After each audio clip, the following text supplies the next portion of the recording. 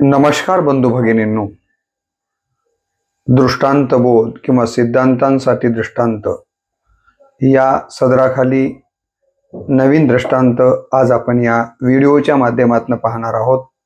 सर्वप्रथम मी रामकृष्ण बदने या यूट्यूब चॅनलवरती आपल्या सर्वांचं मनपूर्वक स्वागत करतो।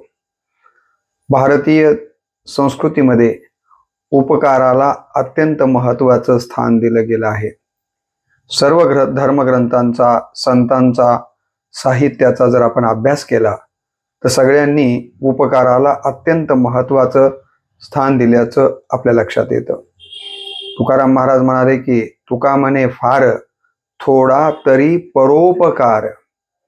आणि मग परोपकाराच्या संबंधानं अनेक संस्कृतमध्ये नदी असेल, पर्वत असेल, सूर्य असेल, या सगळ्यांच्या अग्नी असेल, या उपकारांच्या बद्दलचा विचार आपण नेहमीच ऐकलेला असेल।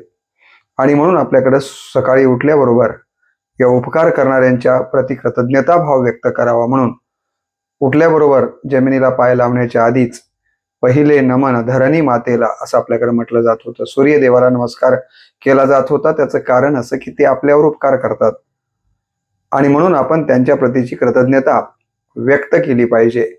आणि जर आपण उपकार करणाऱ्यांच्या प्रती कृतज्ञता भाव आपल्या अंतःकरणामध्ये न ठेवता उलट त्याच्यावरच जर अपकार केला तर ते मानवी संस्कृतीला धरून नाहीये।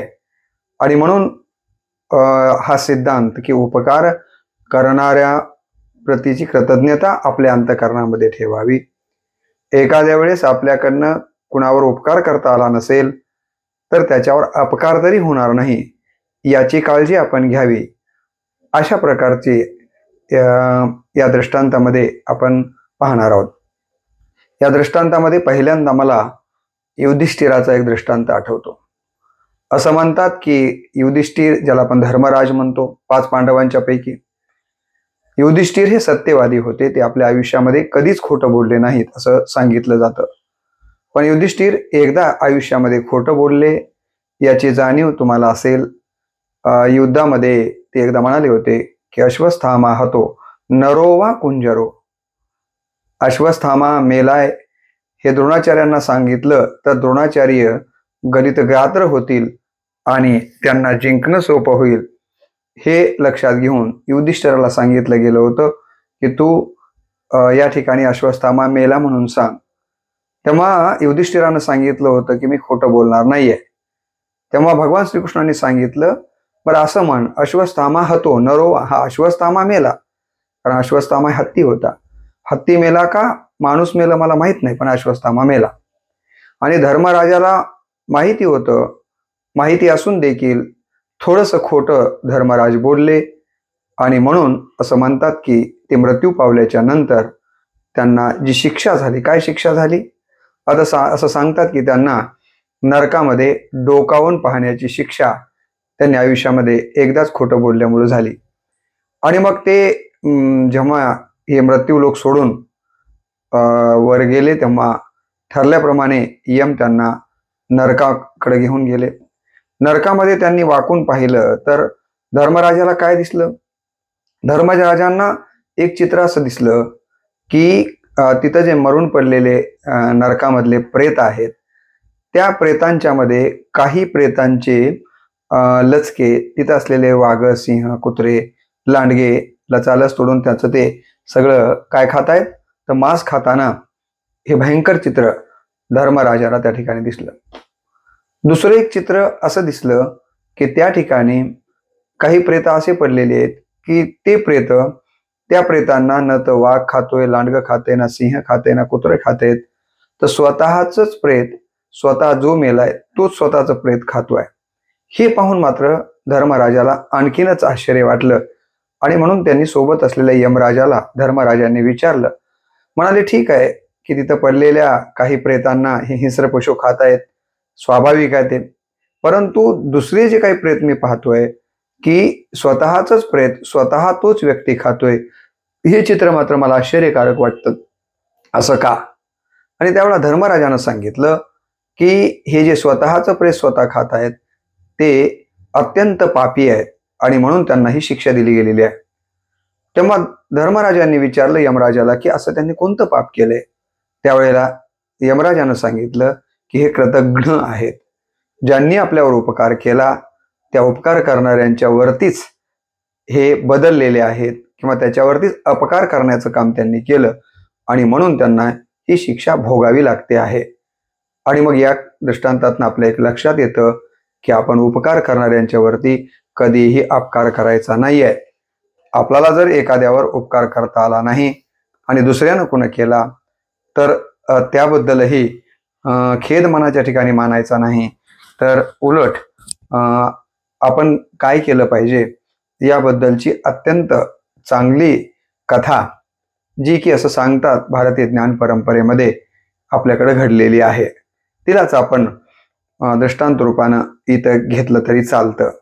तर कथा कशी आहे, असं म्हणतात की आपल्या देशामध्ये राजा रणजित सिंह नावाचा एक राजा होऊन गेला. तो अत्यंत शूरवीर होता. एका लढाईमध्ये त्यानं घनघोर असं युद्ध स्वतः केलं आणि त्या युद्धामध्ये राजा रणजित सिंह याला विजय प्राप्त झालेला आहे.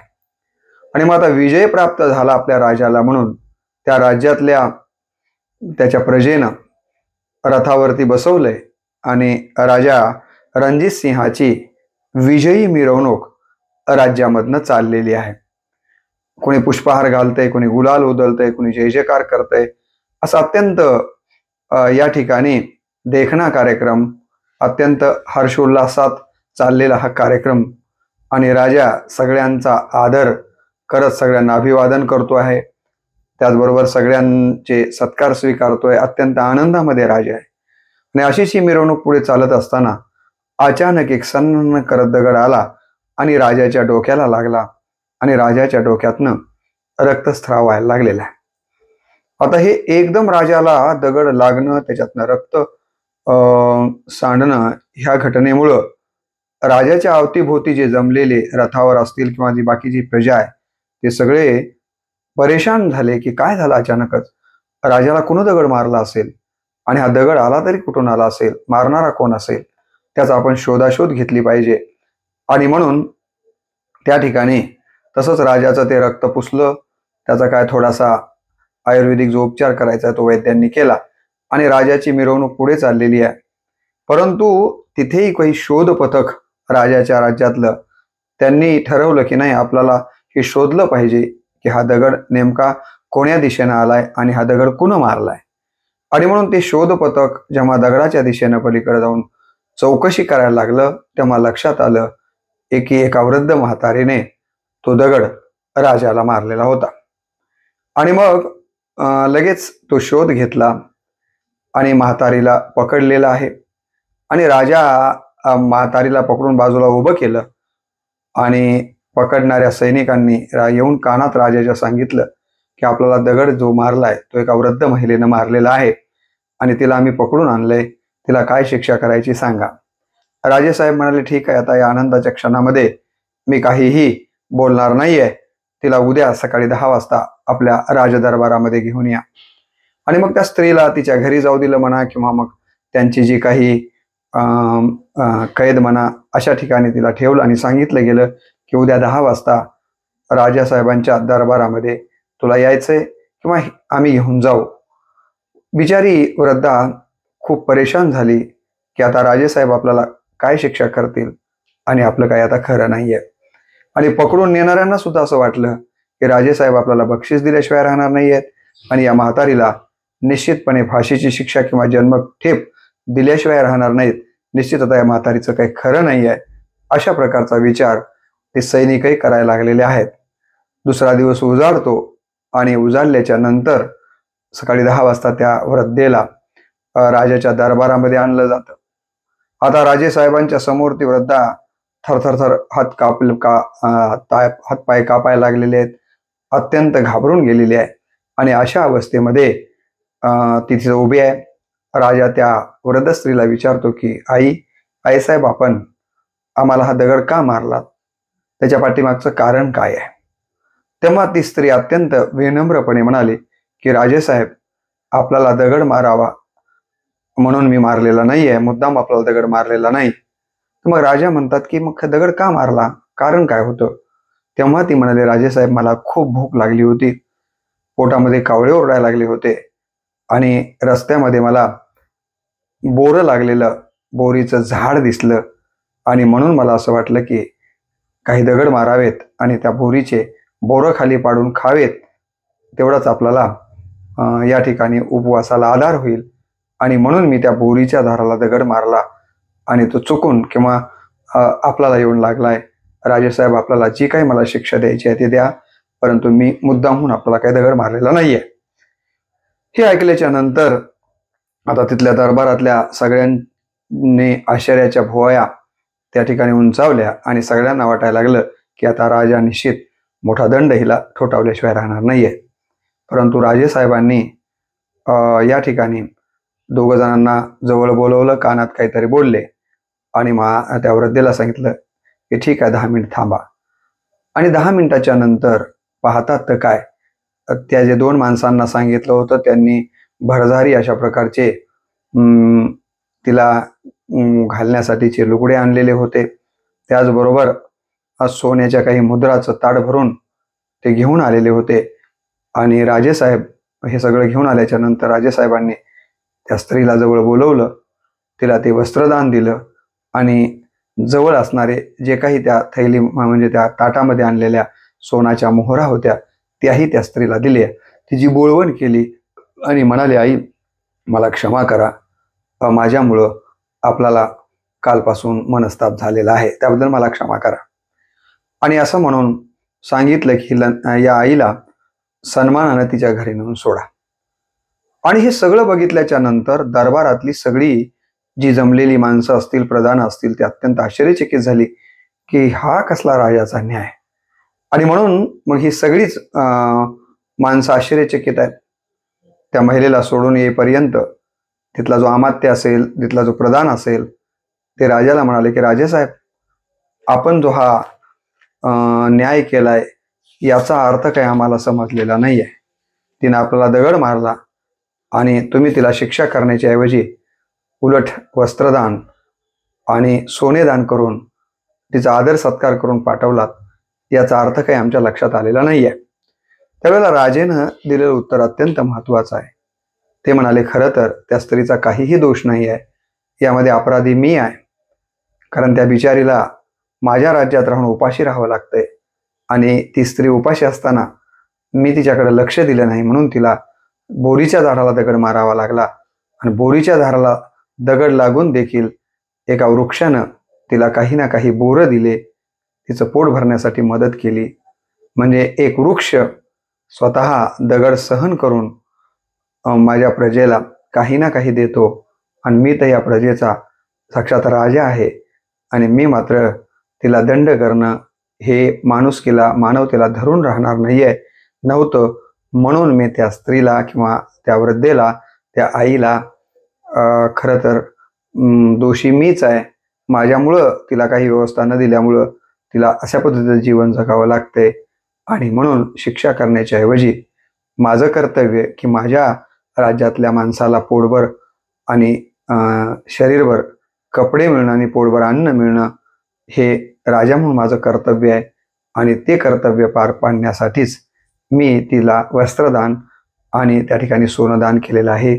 मी काही तिच्यावर उपकार केलेला नाही आहे आणि मी जर तिला खऱ्या अर्थानं दंड दिला असता तर उपकाराच्या ऐवजी तिच्यावर अपकार केल्यासारखं झालं असतं आणि मी कर्तव्यापासून बाजूला गेलो असतो. एक वृक्ष असून उपकार करतो बोरीचं झाड, मी तर माणूस आहे आणि माणसातला देव ज्याला म्हणतात तो राजा मी आहे, मला असं वागून चालणार नाही आहे. आणि म्हणून मी हे केलं. हे ऐकल्याच्या नंतर सगळ्यांनी राजाच्या नावानं जय जयकार केला आणि सगळे म्हणाले की खरंच न्याय असावा तर असा असावा. आणि मग ही कथा या ठिकाणी संपते. या दृष्टांतामधनं, या कथेतनं आपल्याला काय घेता येतं? आपल्याला जर एखाद्याला खरं तर आपलं कर्तव्य म्हणून मदत करता येत नसेल तर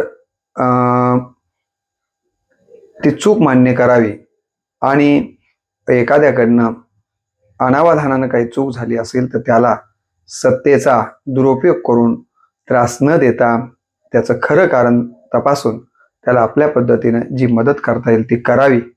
म्हणजे करणाऱ्या प्रती अपकाराची भावना न ठेवता ज्यांनी उपकार केला तसाच उपकार आपणही आपल्या पद्धतीनं करण्याचा बोध या दृष्टांतातून आपल्याला घेता येतो. तर हा बोध आपण या दृष्टांत बोधाच्या या भागातून घेऊयात. आपणही आपल्या जीवनामध्ये आपल्या पद्धतीनं जो काही थोडाफार संत म्हणाले की नका घालू दूध दह्यामध्ये सार, ताकाचे उपकार तरी करा. ज्याप्रमाणे म्हणतात की येथे उपकारासाठी आले घरजा वैकुंठी, ज्याप्रमाणे संत मी यापूर्वी सांगितल्याप्रमाणे नदी असेल, अग्नी असेल, सूर्य असेल, पृथ्वी असेल, हे निस्वार्थ भावनेने उपकार करण्याचं काम करतात. त्याच पद्धतीनं आपण मनुष्य म्हणून आपल्या पद्धतीनं जो काही करता येईल तो उपकार इतरांच्या वरती करणं यातच खरी मानवता आहे. आणि आपल्याला तो उपकार जमला नाही तर ज्यानं आपल्यावर उपकार केला त्याच्यावरती अपकार तरी होणार नाही याची काळजी आपण सगळ्यांनी घेतली पाहिजे. एवढाच संदेश मला असं वाटतं की या दृष्टांतातून माझ्यासह आपण घेऊया आणि इथेच आजच्या व्हिडिओला आपण पूर्णविराम देऊया. नमस्कार.